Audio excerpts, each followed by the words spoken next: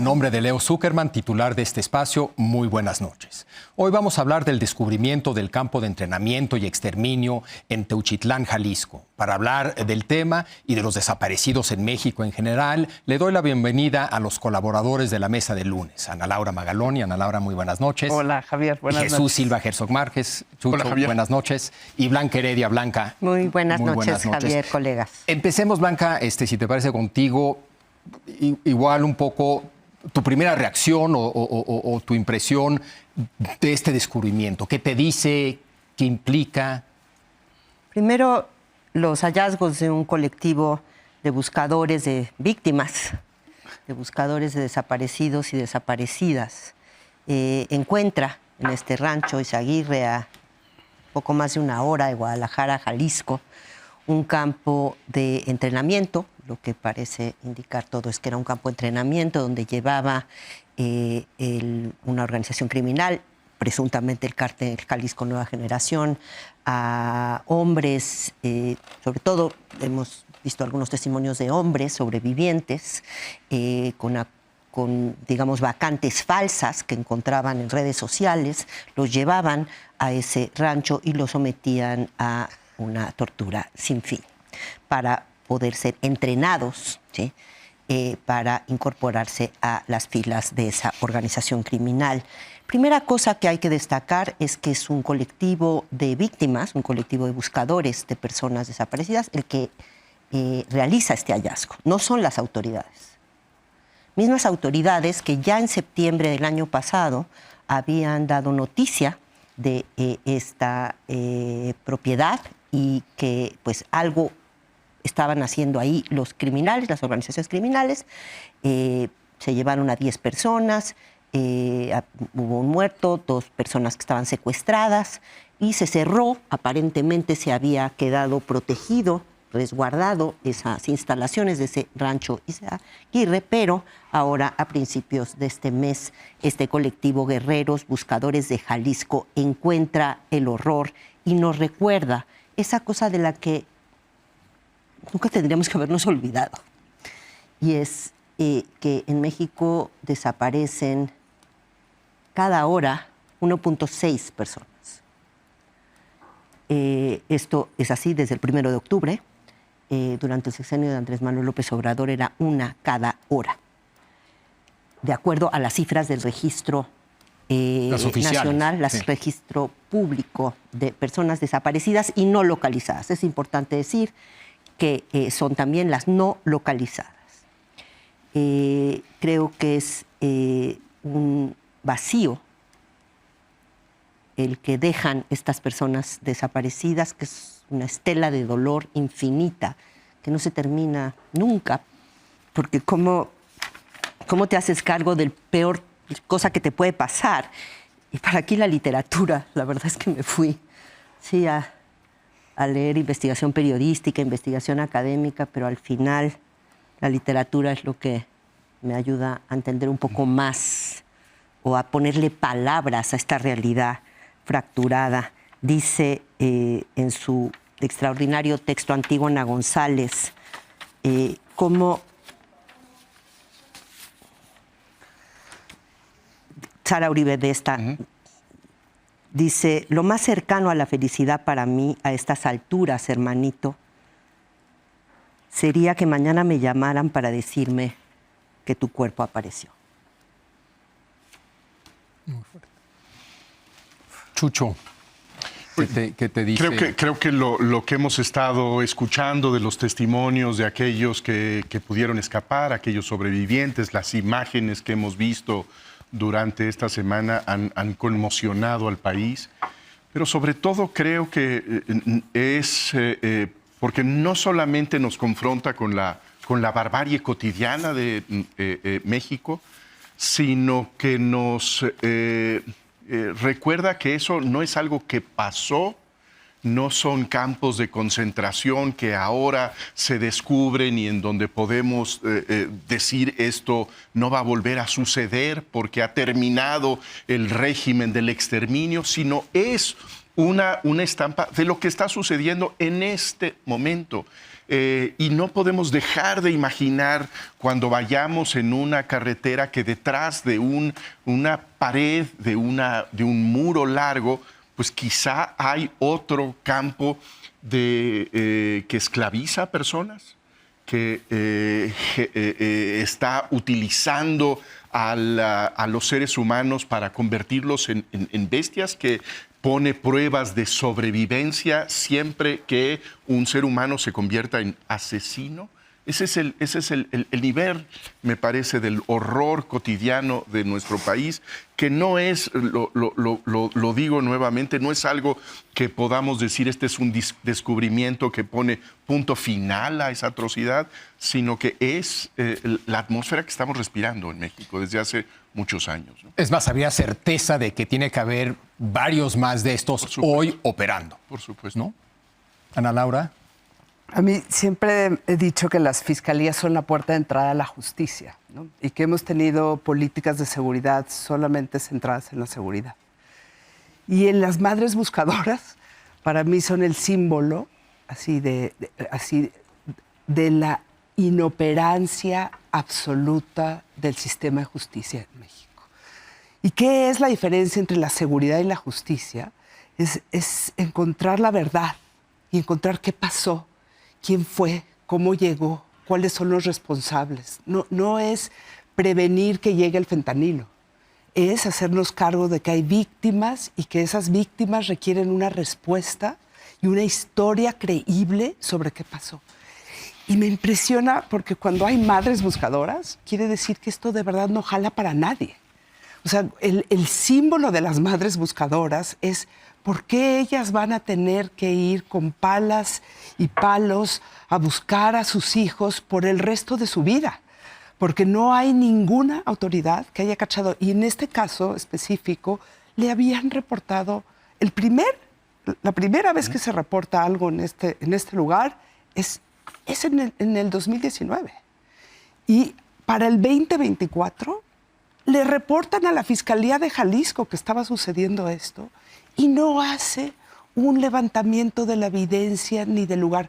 Dice que era un lugar muy grande. Eran 5,000 metros. No era un lugar muy grande como para que no pudiera haber hecho un levantamiento de la evidencia.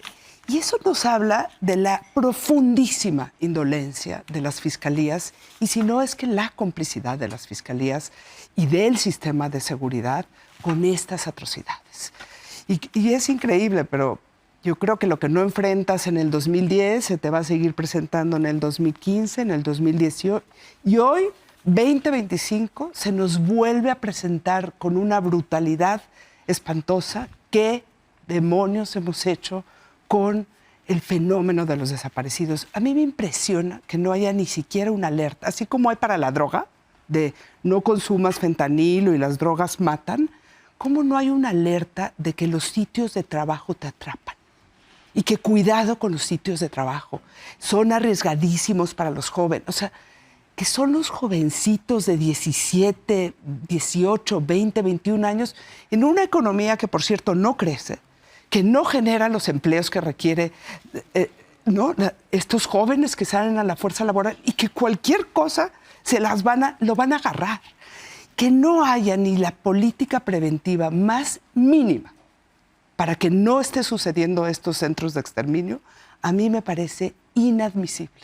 Y me duele enormemente y es responsabilidad de todos. O sea, esto no es responsabilidad ni de Sheinbaum, es responsabilidad de todos los que han llegado y no han hecho lo que deben de hacer. Totalmente.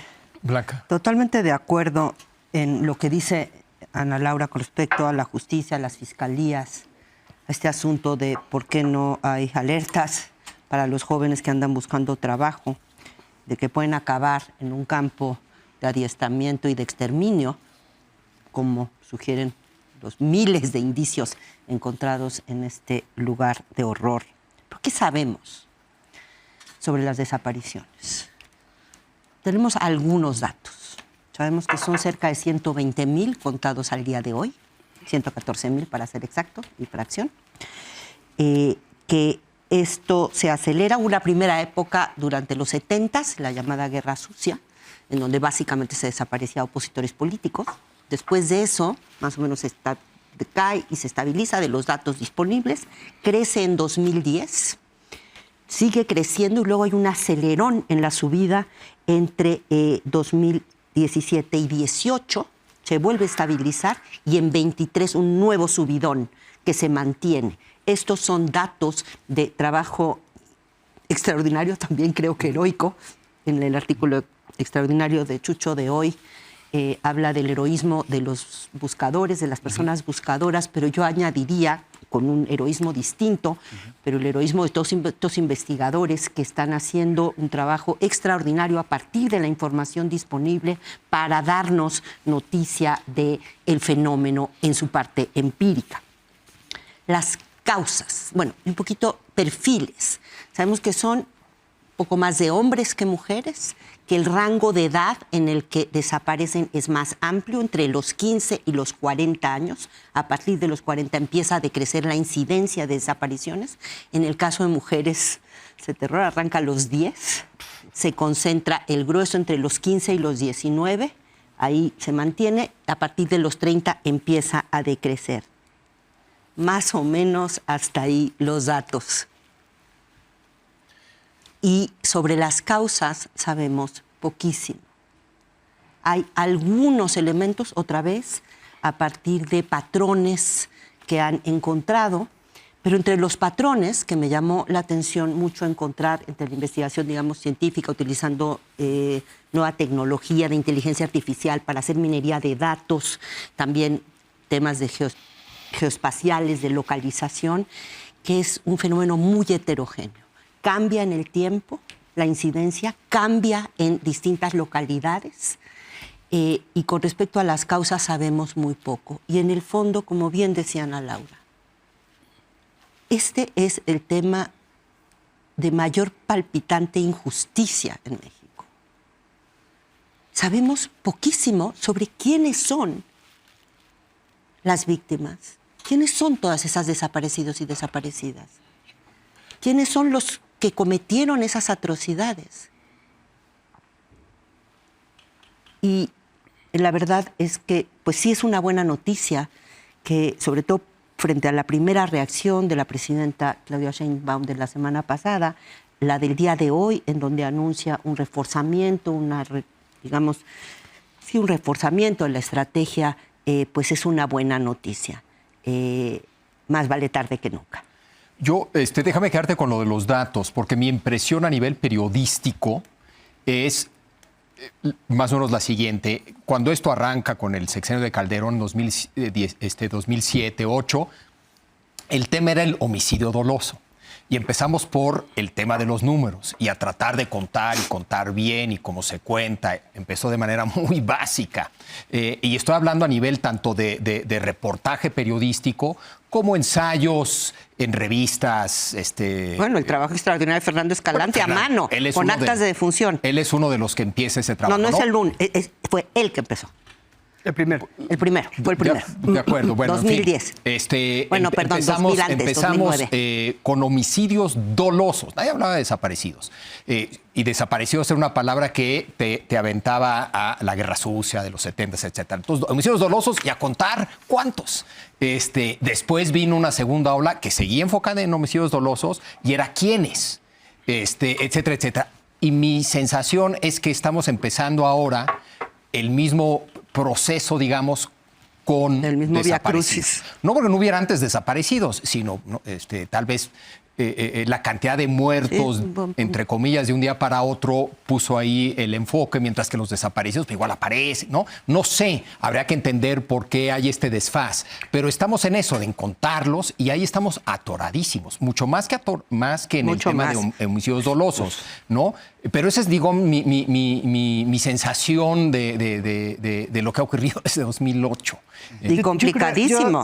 Yo sé algo de los datos porque he hablado con alguien que está en eso, y los datos son muy heterogéneos porque están reflejando dos fenómenos. Lo que está sucediendo en Jalisco es reclutamiento de chavitos, chavitas, y lo que está sucediendo en Tamaulipas y lo que está sucediendo en unas partes del país. O sea, hay una parte de los desaparecidos que tienen que ver con el fenómeno de reclutamiento forzado por parte de las organizaciones criminales. Hay otros que se van de su casa y no regresan, pero se van porque hay un pleito de familia, porque no sé qué. Y el problema es que están mezclados los datos. Y no hemos podido aislar el fenómeno de reclutamiento, así como tú dices, me parece muy bien lo que tú dices. O sea, hay que empezar a entender los patrones y el tipo de desaparición a la que están. Y durante el sexenio de Calderón hubo muchísima gente muerta, encontrada en fosas, y hay la hipótesis de que fue el ejército y la marina los que en ese tipo de enfrentamientos comunes entre policías y ladrones, si lo queremos decir de alguna manera, hubo muchísimos desaparecidos que están ahí en fosas desaparecidos. Entonces yo creo que tendríamos que empezar a mapear el fenómeno que es propio, creo, casi de una guerra civil en el a ras de tierra, porque van a reclutarlos, van a enfrentarlos. Trata de personas. O sea, lo que me acuerdo que con Felipe Calderón se decía, en algo andaban metidos estos chavitos. Se sigue diciendo, ¿eh? Y hoy lo que estamos sabiendo de estos chavitos es que lo están reclutando a la fuerza y que están buscando trabajo.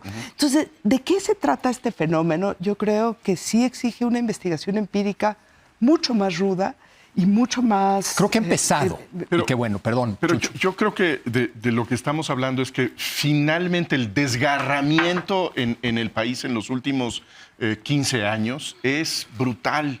Y si nosotros imaginamos cómo puede recontarse la historia del arranque del siglo XXI en México, creo que el dato fundamental debe ser este. Más allá de lo que estemos discutiendo una y otra vez sobre la destrucción o la reforma de las instituciones políticas, sobre la construcción de una nueva hegemonía partidista, un nuevo régimen de sistema de partido hegemónico, creo que el dato fundamental es esta desgarradura social, esto que también Claudio Lovnitz ha estudiado en todas sus dimensiones simbólicas, incluso espirituales, teológicas, de una nueva forma de comprender el sentido de comunidad. Una nueva visión de lo que es permitido en el México de hoy. Yo creo que este es el gran dato de nuestro país, este clavado al horror, a la barbarie, a la bestialidad que nos reflejan todos estos testimonios del México de hoy. Totalmente de acuerdo. Yo te diría que no solamente lo que dices creo es totalmente cierto, sino además creo que debería de facilitar un enfoque, vamos a decir, lo que va más allá de las posturas partidistas y el echarle la culpa a uno o al otro, etcétera, etcétera. Sí se ve así, ¿no? Claro que distintos presidentes de distintos partidos han tenido un impacto en esta cosa espantosa que viene ocurriendo desde hace rato, pero es algo que avanza independientemente. Inciden los partidos, los presidentes, sus estrategias en esto. Pero si lo ves de esa manera como el dato fundamental de México, más allá de la transición, más allá de la cuarta transformación, etcétera, etcétera, uno pensaría que debería de permitir mayor cooperación para enfrentar ese problema. Totalmente de acuerdo. Yo estoy de acuerdo contigo, Chucho, en esta ocasión. Sí creo que se haya suspendido el proceso civilizatorio en el que veníamos embarcados desde hace como 100 años, ¿sí? Entendiendo por civilizatorio el domar la violencia, sí. ¿sí? Y reduciendo esa violencia.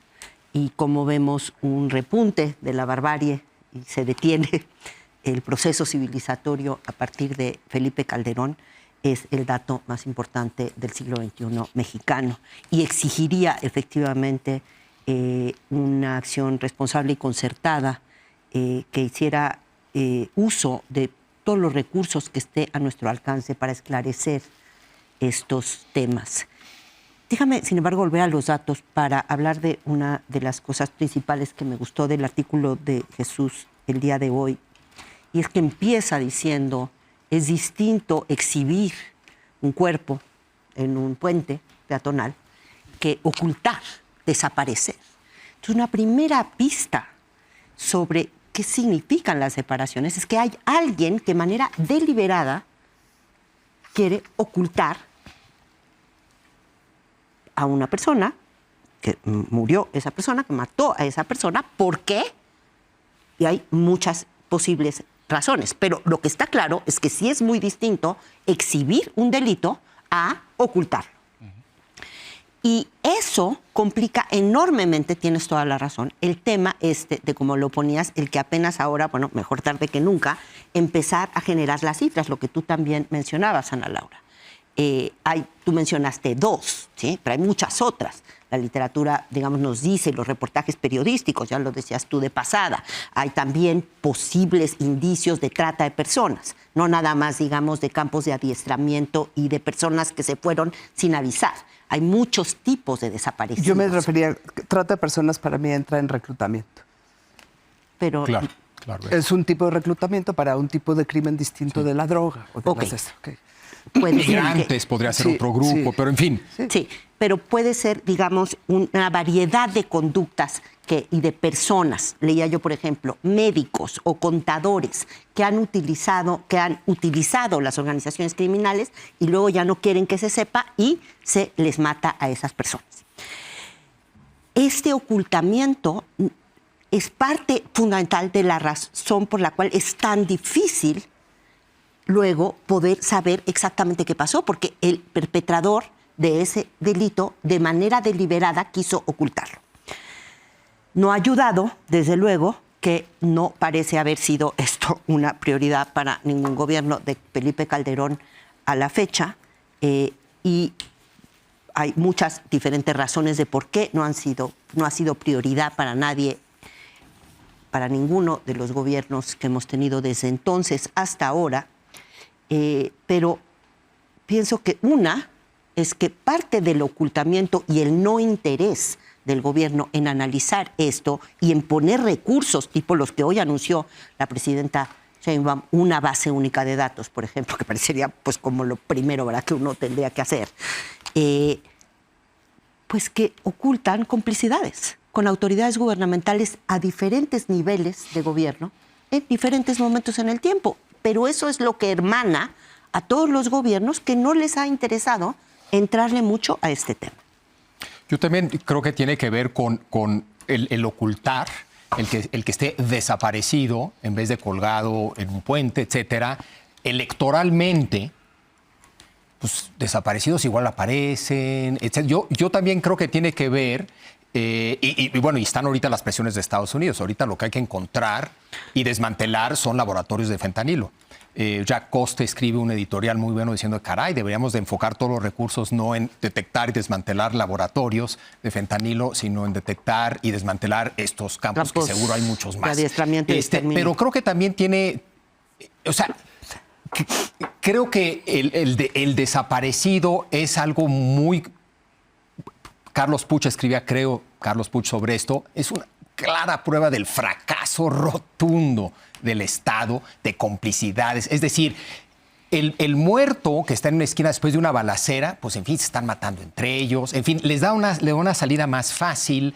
Se abre una carpeta de investigación, no sucede nada, pues se abre una carpeta de investigación. El desaparecido creo que muestra más fácilmente la incompetencia del Estado, muestra más claramente las complicidades del Estado. Esto estaba a 60 kilómetros de Guadalajara, etcétera, etcétera. Tal vez por eso no le han entrado. Pero ¿por qué crees tú, Chucho, que no le hemos entrado como país, los distintos gobiernos, ya van varios? ¿Por qué no le hemos entrado a este tema? Igual no le hemos entrado a la violencia en general. No sé cuáles sean las razones por las cuales los gobiernos han evitado enfrentarlo con seriedad. Me parece que eso, incluso después del anuncio de hoy, sigue exactamente en los mismos términos. Yo no siento ningún aliento después del discurso de la presidenta Sheinbaum de esta mañana, que en efecto, como dice Blanca, hay dos momentos en la reacción del gobierno federal, dos momentos en la reacción de Claudia Sheinbaum. Creo que el primer momento fue de una insensibilidad terrible, en donde simplemente hace la denuncia del horror de lo que se estaba descubriendo para de inmediato construir que la verdadera víctima de todo este episodio es el presidente Andrés Manuel López Obrador y el propio gobierno de Claudia Sheinbaum, que son atacados por la etiqueta de narcopresidente y narcopresidente. Después, el día de hoy, viene una actitud distinta. Yo creo que es muy positivo el hecho de que haya un reconocimiento de que el problema existe. Andrés Manuel López Obrador simplemente volteó la mirada y lo ignoró olímpicamente. Pero creo que la reacción de Claudia Sheinbaum después de la insensibilidad es la demagogia. Lo que escuchamos el día de hoy fue un anuncio de generalidades en donde se dice que se va a apoyar a la comisión de búsqueda, que se van a tener todos estos protocolos que no son ninguna novedad, que no es que haya una gran imaginación y una gran audacia de la presidenta Claudia Sheinbaum. Lo que se dice con mucha vehemencia es que se va a hacer lo que se dice que se ha estado haciendo desde hace mucho tiempo. Claudia Sheinbaum es una presidenta que hasta el momento no ha tenido ningún encuentro con estos grupos de buscadores, que no ha buscado la renovación de la cabeza de la comisión de búsqueda, que ha hecho absolutamente nada después de la labor admirable de la anterior titular de esa comisión. En ese sentido, no creo yo que haya motivos de celebración por un discurso que reconoce que el asunto es un gran problema, pero que no da una ruta que sea realmente un cambio en la estrategia política de este gobierno. Bueno, yo diría que en el sexenio pasado, los primeros 4 años, parecía haber, y no parecía, hubo, creo yo, la firme intención de tratar de empezar a entender un poco el fenómeno.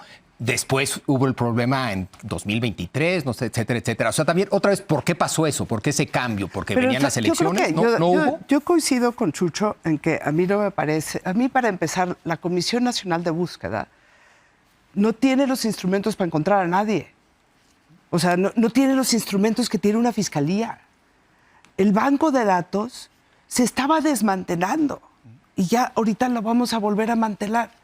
La base de datos de desaparecidos no está bien hecha, porque cualquiera podía subir un nombre, así que mi prima se fue y luego se fue de vacaciones y regresó. O sea, ni siquiera nos hemos puesto a poner los cimientos mínimos para que pueda haber una investigación seria. Déjense ustedes de los desaparecidos, de este rancho, ¿Y saben lo que tiene particular este rancho? La ropa.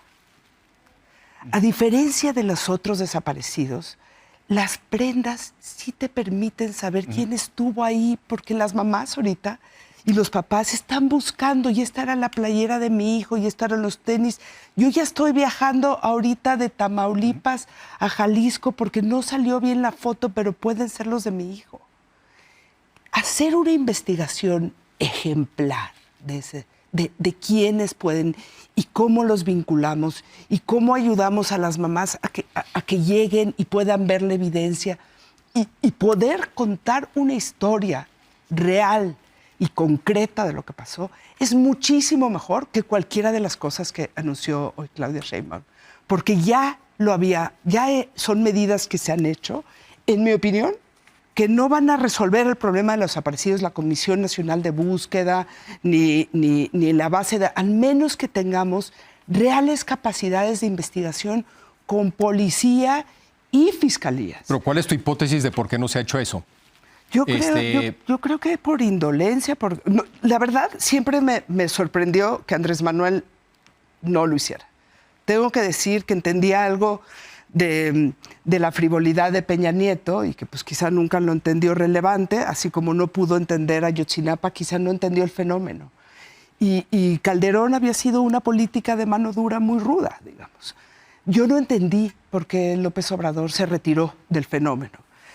¿Tu sensación no es que sí empezó tratando? Me queda claro que una base de datos no resuelve nada, pero es una pieza clave. Ayuda. Tú mismo has dicho que se necesita tener un conteo y una descripción precisa. No se necesita solamente contar, se necesita investigar sobre todo. No, de acuerdo, pero necesitas... Y una comisión de búsqueda que cuente y cuente mal, pues nada más confunde, perdonen. Pero que no habían empezado a contar y a contar bien y precisamente No, la ese base fue el de problema. datos, bueno, donde yo tengo entendido la base de datos, tú podías subir a la base de datos cualquier cosa, desde que mi sobrino que se fue a trabajar y estaba enojado y se fue a el que verdaderamente es desaparecido y reclutado en una organización criminal. Esas dos cosas están confundidas. Y mientras que no se tome con seriedad que el crimen organizado y hay un mundo que tiene que ver con la delincuencia, que es aparte de los pleitos familiares. Y que ese mundo se tiene que resolver con urgencia. Y con urgencia quiere decir con todos los recursos y con toda la atención que ha merecido, por ejemplo, el fentanilo. O sea, de verdad Claudia redujo, y qué bueno que lo hizo, y creo que eso le ayudó muchísimo a que Trump la respetara y a que frenara los aranceles, y que hoy México tiene un lugar. Qué bueno, qué padre, pero yo coincido que ese mismo rigor se tendría que dar en una investigación súper seria a fuerza de ese rango, donde no son puros huesos. Hay prendas, hay mochilas, hay carteras y hay No, hay personas testigos. que sobrevivieron. O sea, ahí se puede armar algo que haga mucho más sentido de lo que hemos visto hasta ahora. Vamos a una pausa breve y regresamos para continuar con el tema de los desaparecidos en México. Quédese aquí en N+, Foro, que continúa La Hora de Opinar.